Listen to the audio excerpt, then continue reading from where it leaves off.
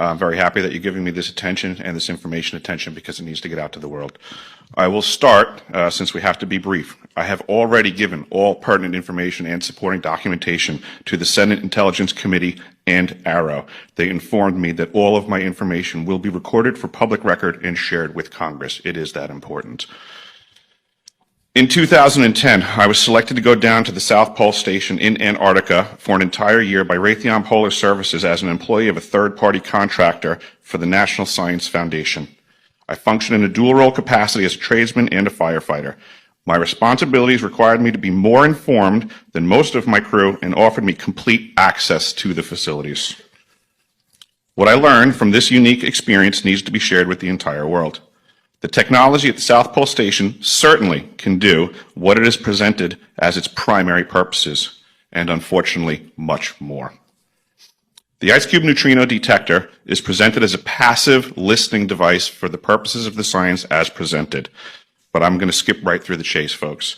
I have provided documentation that proves that the 5,160, what they call DOMs, that are embedded in the ice can actually transmit at 2,047 volts each.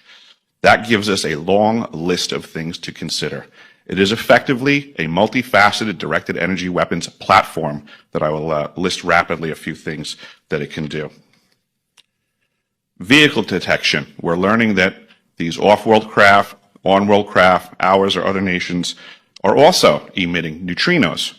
So this makes the South Pole Station effectively an air traffic control station for this new level of equipment that nobody's discussing.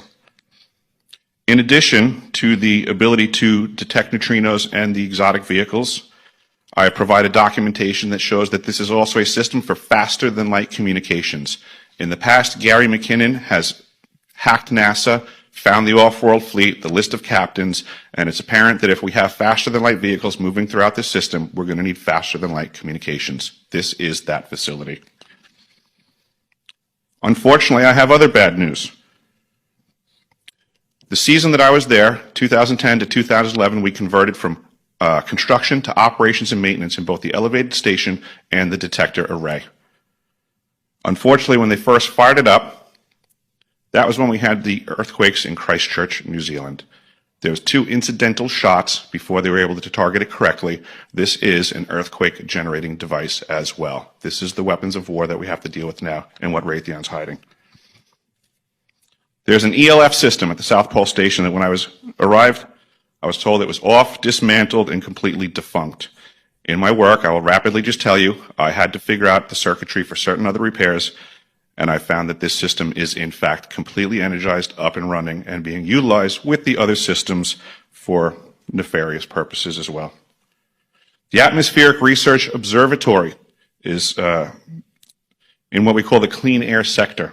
I witnessed myself a very powerful green laser shooting out of the top of this facility into the cosmos.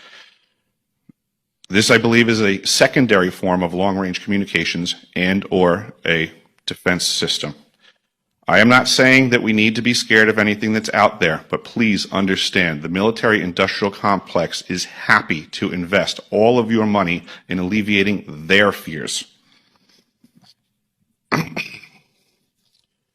A question of power comes into play for all of these facilities that are present. I assure you, I knew what was going on, I knew the load demands of the facility, and all of these new items exceed the demand for the systems that I was presented. I am doing due diligence and research. I believe there is either a secondary power supply there that is either nuclear, that was there prior to the start of the Antarctic Treaty, which prohibits such things, and or that there is some sort of exotic power supply system there that just is not in the verbiage of the treaty, so it negates the responsibility to the parties involved.